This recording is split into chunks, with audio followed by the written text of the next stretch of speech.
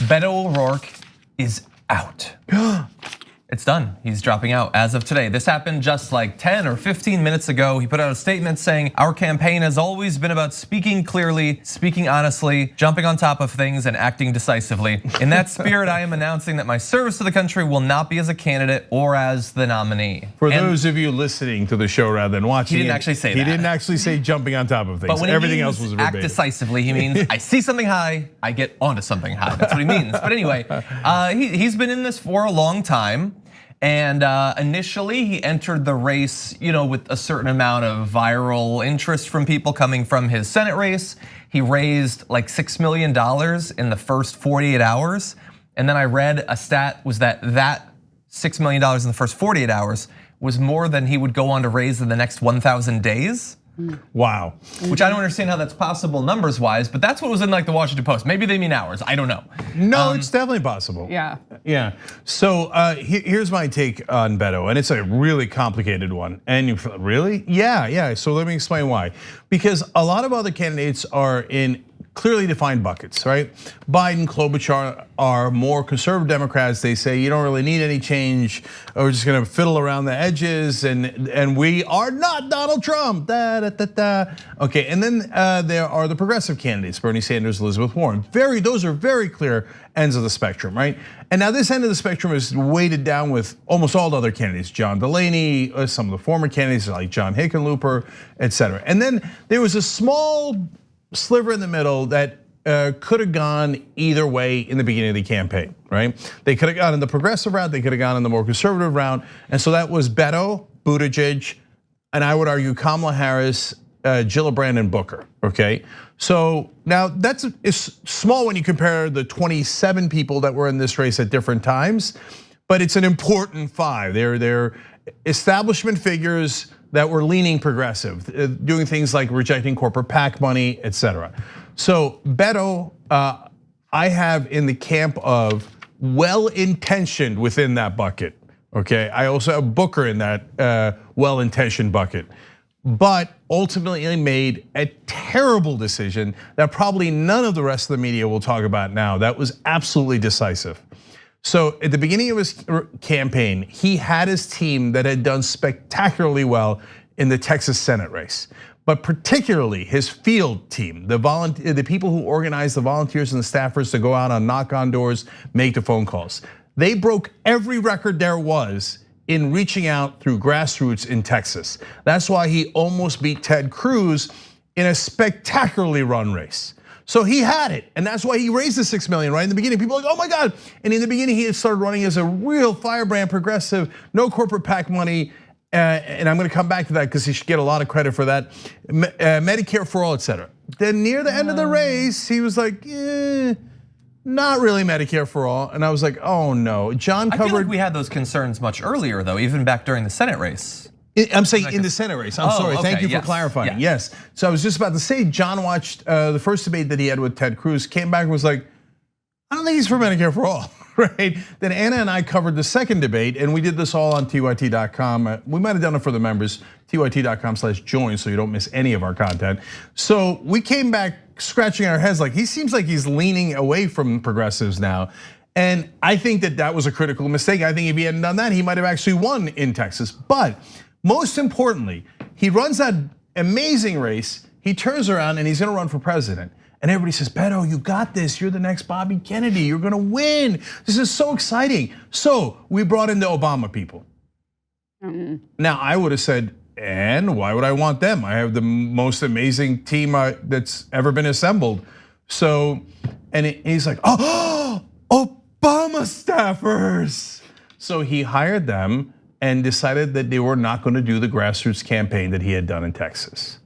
Disaster. So the grassroots team that was legendary left. Zach Mallitz, Becky Bond, and all the people that worked with them. These are diehard progressives and the best in the business in organizing, okay? So they immediately left because Beto decided to go in the opposite direction. Let me ask those people who believe in those Obama staffers now, how'd that work out for you? Yeah, I think it was a completely different environment for Obama. One, the candidate was a different charismatic type of figure, that Beto O'Rourke, for all his impassioned rhetoric, was not an Obama.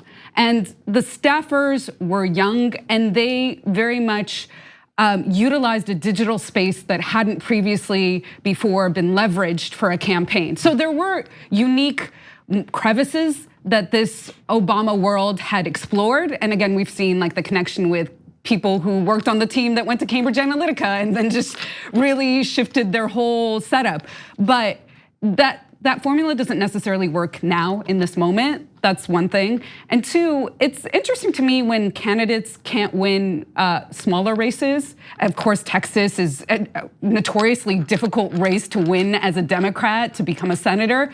But the fact that he got really close, I didn't understand why people saw him as a frontline candidate for the Democratic ticket when you did have some of these other folks that were energizing a population around more of a unique message and solutions, right? He didn't really have any solutions for us besides the fact that he doubled down on a gun buyback program, and beside the fact that he had an El Paso moment, which was beautiful to see the ways that he finally fought back to Trump in ways that other Democrats would not.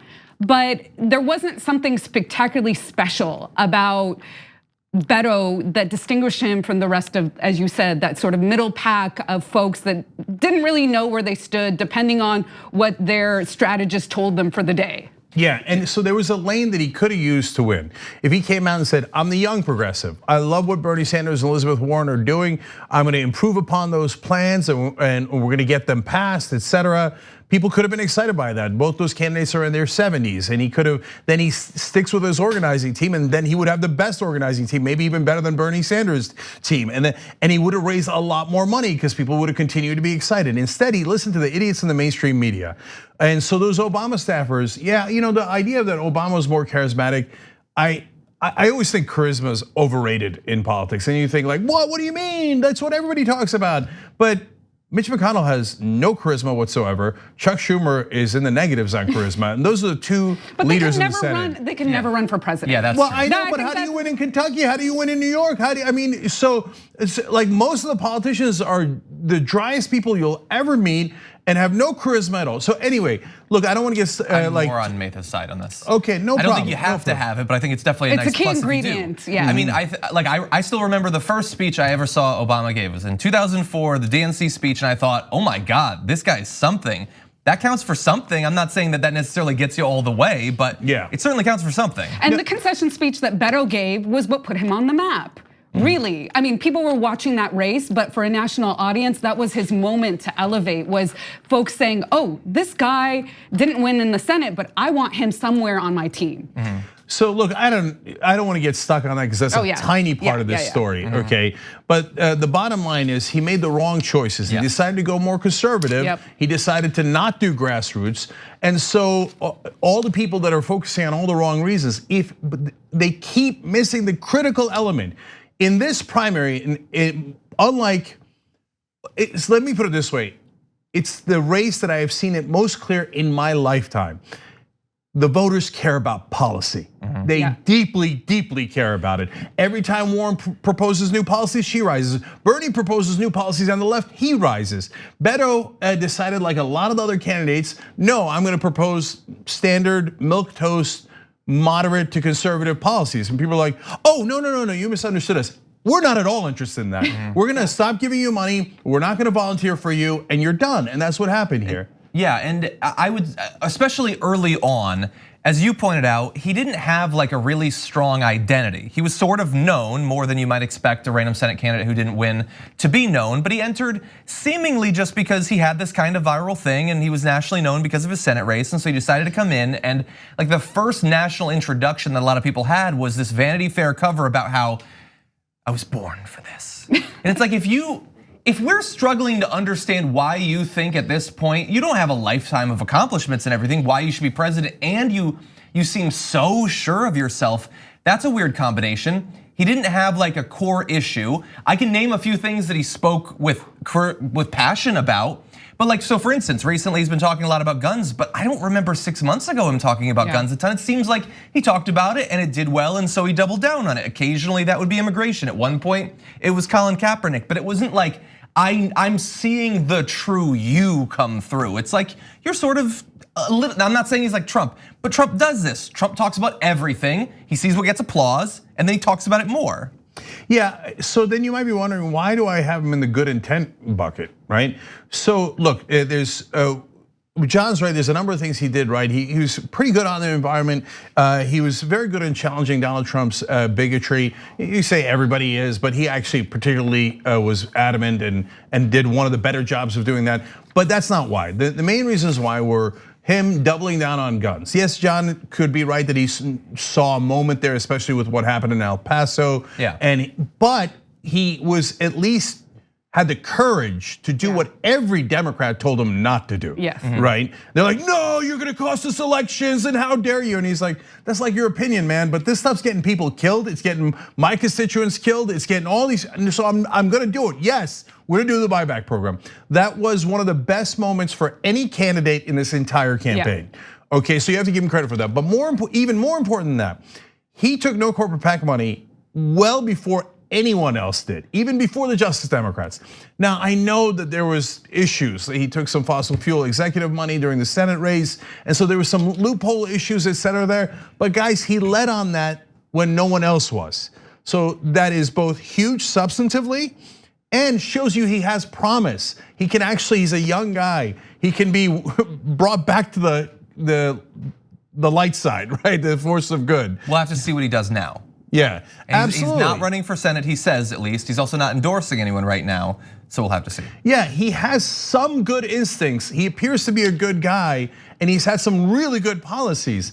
But he got wooed and seduced by like, oh my God, I think I'm gonna win. Oh, Obama staffers. Oh yeah, who cares about grassroots? So I hope that he has learned from that terrible, in this political case, fatal mistake, and that he could go back to being a progressive. And so in a sense, maybe I'm wrong, but I actually kind of believe in him. And so I think he could make for an interesting person in a administration that's actually progressive. And if given the right leadership and guidance, I think he comes back and plays a really important role. Unlike others, here I'll say it, like Buttigieg, who seems to be clearly scheming.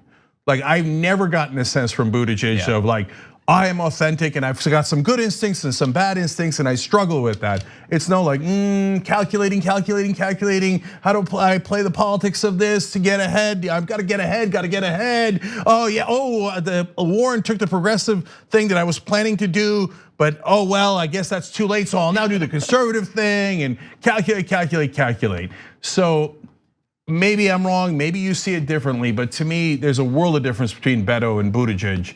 And so anyway, of course he wasn't going to win. This is the right decision at this point in time. But in a sense, I was glad that he was in the race. Yeah, and I respect that he can look and see that he's definitely not going to become president and drop out. Because there's a lot of people right now that are running, even though they know they're not going to be president. Thanks for watching The Young Turks, really appreciate it. Another way to show support is through YouTube memberships. You'll get to interact with us more. There's live chat emojis, badges.